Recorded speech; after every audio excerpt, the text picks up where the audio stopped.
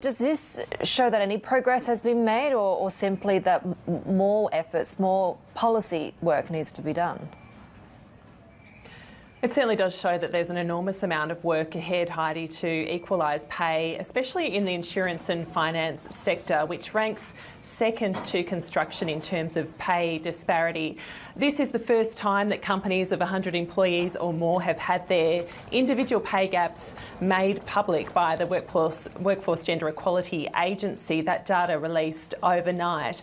Nationally, the gender pay gap, when you look at the median salary of bonuses as well as a base salary, that's at 19%. And if you look at the finance and insurance sector, the pay gap is 26.1%.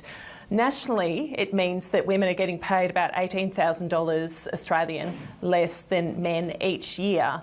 And of course, when I have spoken to the banks in the lead up to this data release, a lot of them have said that they're making a lot of efforts in terms of getting women into more senior management positions and reeling in the gap in their individual workplaces. But it's fair to say that some of the big names in the finance sector in particular have pay gaps that are pushing 40%. That is similar, of course, to what's been reported in Japan since wage transparency measures came in over there as well, but it certainly does show that there is much work to be done.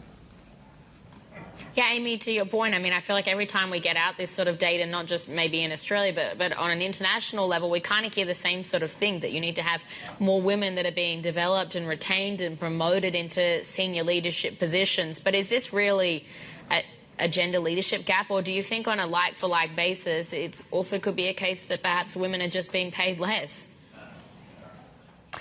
So what all the banks have basically told me when we approached them ahead of the release of this data is that if you look at like for like in the workplace, then that is not what the issue is. It's more that there is an issue in terms of the structure of certain workplaces. So some banks will say that they have a large proportion of women, for example, working in local branches or in customer service roles, and those roles are typically lower paid. Some banks say they're really making an effort to elevate women to senior leadership positions. It should be mentioned, though, of course, that in this round of data, at least, CEOs aren't popped into the data set. That's something that's going to come out over time. But yes, there is an argument from some that like for like is even, but it begs the question really about how much work these companies are doing in elevating women to the more senior positions in their workforce, and structurally what changes need to be made to try and even out these gaps.